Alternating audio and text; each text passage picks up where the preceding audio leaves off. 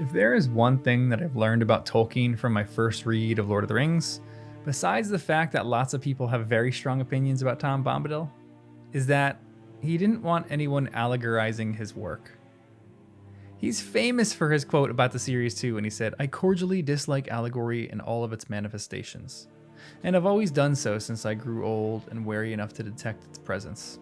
I much prefer history, true or feigned, with its varied applicability to the thought and experience of readers.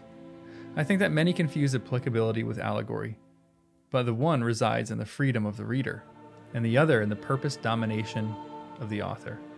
This quote is incredibly wise, in that everyone, everywhere, and at all times can read through Lord of the Rings and say that Tolkien was writing about fill in the blank. Tolkien was absolutely writing about war or nuclear scares, or he was writing about escapism, or whatever it might be. And his quote is perfect because his work is much less about him inputting the meaning into a story, rather than us taking it and applying the story to our current situations and making meaning out of it. It's an unbelievable thing for an author to do that, because it gives the author permission to just write a story, and then it gives us the permission to be able to interpret that story however we want. The trust that J.R.R. Tolkien had in his audience to be able to interpret this book wisely and apply it to different situations in whatever we're going through in our own personal life and broad scale in our cultural existence is nothing short of immaculate and perfect. I am continually impressed. A writer that thinks and assumes that I am a smart audience is a writer I want to read more of. And I cannot tell you how impressed I am of Tolkien being able to do this, because it's not a very common quality that writers have today. But Tolkien himself likely had reasons for why he was writing. But he wanted the reader to be more of a participant in the story and to make meaning out of it themselves. So this is a story that applies to all ages, to all people, and everywhere in the world. They can take meaning out of this, and it can help them with life. But Tolkien's lambasting of allegory for me seemed to hit a wall when I came to the Lothlorien chapter. And so for the rest of this essay, I want to talk about Lothlorien, and I think I'm going to input a lot of meaning into this. But some of the imagery that Tolkien was using just seems so vivid and so like early creation story kind of feel. And I just kept thinking as I was reading that it was too similar to those to not be any allegory, or for him to not be inputting his meaning. But again, I'll talk about that as the essay goes on. So make sure you like the video and subscribe too if you haven't already, because I am reading through Lord of the Rings for the first time and publishing video essays on my thoughts. If that's your cup of tea, subscribe. And if you want, you can support the channel by donating or becoming a member for just like $5 a month, which will give you access to the videos early, and will also give you access to members only content when I start the second book, and a potential book club on Lord of the Rings that I am cooking up right now. So subscribe, like the video, and become a member. That would be amazing and would help me keep doing this. I would really, really appreciate that. But I wanted to split up this chapter into 3 essays originally when I read this chapter. One on the wisdom of Haldir, another on the comparison of the creative narratives and the creation narratives in the Hebrew Bible to Lothlorien, and another on the push and pull of good and evil in this series and how prevalent it seemed in this chapter. But as I was thinking, all of those seemed to connect in my head. So this essay is probably going to be all over the place, but I wanted to tackle and write an essay about all of them where they interconnect. Could be an absolute miserable failure, but we're going to give it a shot. There's a few lines initially that set the scene of Lothlorien that I want to talk about. The first is as the company is passing over the river into Lothlorien. The book says, "As soon as he set foot on the far bank of the Silver Lode, a strange feeling had come upon him, and it deepened as he walked on into the Nath. It seemed to him that he had stepped over a bridge of time into a corner of the elder days, and was now walking in a world that was no more. In Rivendell there was a memory of ancient things. In Lorien, the ancient things still lived on in the waking world. Evil had been seen and heard there. Sorrow had been known. The elves feared and distrusted the world outside. Wolves were howling on the wood's borders. But on the land of Lorien, no shadow lay." I find this passage incredible. Especially seeing that on the borders there were dark things happening, but in Lorien itself there just seemed to be no shadow, which shows all things are illuminated properly and as they should be. The first thing I thought when I read this was that it feels like a little slice of heaven on earth. I don't really know much about Tolkien's Legendarium, as it is really my first time going through these books, but the Undying Lands, which I know in the movies, feels kind of like heaven or an afterlife to me, or whatever you might call it. Lorien seems to be then kind of like an Eden. It's this little slice of earth that is heaven on earth. It feels different from Rivendell too, where Rivendell felt like more a safe haven from the world outside, and that you would feel better, whole, and healed by spending time there. Lorien feels like a deeper version of that. But this is gonna sound weird. It feels even more real and tangible. And this was one of the other things that caught me by surprise too, because I think Tolkien seemed to absolutely have conversations with C.S. Lewis, his good buddy, about people's perception of heaven and hell. And it seems to bleed out a little bit in his writing here, because this was a line that made me think it. They followed him as he stepped lightly up the grass-clad slopes. Though he walked and breathed, and about him living leaves and flowers were stirred by the same cool wind as fanned his face. Frodo felt that he was in a timeless land that did not fade or change or fall into forgetfulness. When he had gone and passed again into the outer world, still Frodo the Wanderer from the Shire would walk there, upon the grass among Elanor and Nifredil, in fair Lothlorien. They entered the circle of white trees, and as they did so, the south wind blew upon Carith Amroth, and sighed among the branches. Frodo stood still, hearing far off great seas upon beaches that had long ago been washed away, and seabirds crying, whose race had perished from the earth. Haldir had gone on, and was now climbing to the high flat. As Frodo prepared to follow him, he laid his hand upon the tree beside the ladder. Never before had he been so suddenly and so keenly aware of the feel and the texture of a tree's skin, and the life within it.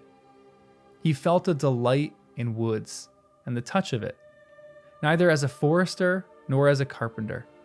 It was the delight of the living tree itself. This is like the Middle-earth equivalent to Lewis' famous book, The Great Divorce. Don't get me started on the interpretation of that book, because it's one I don't think anyone fully understands. It's a strange little book, but one of the cornerstones of what C.S. Lewis was trying to say, in that he was talking about a character that essentially just takes a bus tour of heaven and hell. And what he was saying is that hell is a place where things are ethereal, and people drift further and further away from each other. And heaven is a place where things are so real and so tangible that when you step on grass, it hurts your feet because it's so real. When you step into a slow trickling stream, it will sweep you off your feet because the water is even more real than what is going on in this earth. You can't even pick up a leaf because it's so concrete that it will take time for you to get your own physical body used to that sort of thing. And the longer that you are there, the more concrete you become. And Lothlorien feels exactly like this little depiction of heaven that we get in Frodo's perspective, where he touches this tree and he becomes so keenly aware of a tree as if he's never touched one before. And he takes a new delight in the woods as if he's feeding off the delight that the woods takes in itself. It's beautiful and absolutely brilliant writing, but it sets the stage in the world as this place of light and darkness, push and pull, chaos and order. And the very next thing in this section that Frodo sees and discusses with Haldir was so incredibly interesting and eye-opening to me. The book says this: as he stepped out at last upon the lofty platform, Haldir took his hand and turned him toward the south. "Look this way first," he said. Frodo looked and saw, still at some distance, a hill of many mighty trees, or a city of green towers. Which it was he could not tell. Out of it, it seemed to him that the power and light came that held all the land in sway. He longed suddenly to fly like a bird to rest in the green city. Then he looked eastward and saw all the land of Lorien running down to the pale gleam of Anduin, the great river. He lifted his eyes across the river, and all the light went out, and he was back again in the world he knew. Beyond the river, The land appeared flat and empty, formless and vague, until far away it rose again like a wall, dark and drear. The sun that lay on Lothlorien had no power to enlighten the shadows of that distant height. There lies the fastness of southern Mirkwood, said Haldir. It is clad in a forest of dark fir, where the trees strive one against another, and their branches rot and wither. In the midst upon a stony height stands Dol Guldur, where long the hidden enemy had his dwelling. We fear that now it is inhabited again, and with power sevenfold. A black cloud lies often over it of late. In this high place you might see the two powers that are opposed to one another, and ever they strive now in thought. But whereas the light perceives the very heart of the darkness, its own secret has not been discovered. Not yet. There is so much in this section. The first thing is that Haldir is guiding Frodo's view here. He steps onto the platform and it tells Frodo to look at Lorien with the trees. Frodo is transfixed. It's as if he's never seen anything more beautiful. Time fades away. All that remains is him and Lorien. But then he lifts his eyes across the river and Tolkien uses this phrase, formless and vague. That is biblical. It's in the Hebrew Bible in Genesis when Elohim creates out of the world being formless and void. That's the most common translation. But, and I cannot overemphasize the significance of this passage for the unbelievable brilliance of Tolkien, when Frodo looks further, he seems to not see something formless anymore as his eyes continue to go up, but something chaotic. A place where the very trees seem to be in competition with each other, and a place where there is no order at all. A place that is rotting away, where branches wither and trees strive against each other. Dol Guldur, the place of the enemy. And by the way, I'm getting very good at pronouncing Dol Guldur. And in this high tower, Frodo sees that these two powers are opposed to each other, which, let me nerd out for a second about the brilliance of Tolkien's writing and his understanding of translation and language, because formless and void in Hebrew is its phrase tohu vavohu. That can be translated as formless and void, but in niche circles, it's also translated as chaos and wilderness. And there are huge implications in the translation of things being isolated. And in the Hebrew story, what Elohim does is he starts to create order out of the chaos and the disorder. He starts to separate light from darkness and land from sea, and then he starts to fill these things with animals and stars and the sun and the moon. And he plants a little garden in Eden and has these two created things in Adam and Eve take care of the garden. Their job is ultimately to cultivate the garden, and there are a number of scholars that believe that the garden was supposed to grow, and that order created in the garden was then supposed to fill the whole chaotic wilderness. Lorien feels like Eden, a place that is so holy, it feels like it's almost ready to grow and continue to make the world a more ordered and a beautiful place. But just like the created story in Genesis, so the problem in Tolkien's universe is with the fall of humanity and the weakness of humanity. We can't do our job good enough, so the darkness tends to spread quicker and the chaos in the world seeps out and grows faster than the beauty. And there's this, like, I don't know what it is, this dyad in Tolkien's work that I'm picking up on with people who think they want to create order, and the people who are simply just letting the world be as it should, and letting the beauty of the world continue to grow and tame the rest of the earth. Gandalf seems to be opposed by Saruman. Lorien with Dol Guldur.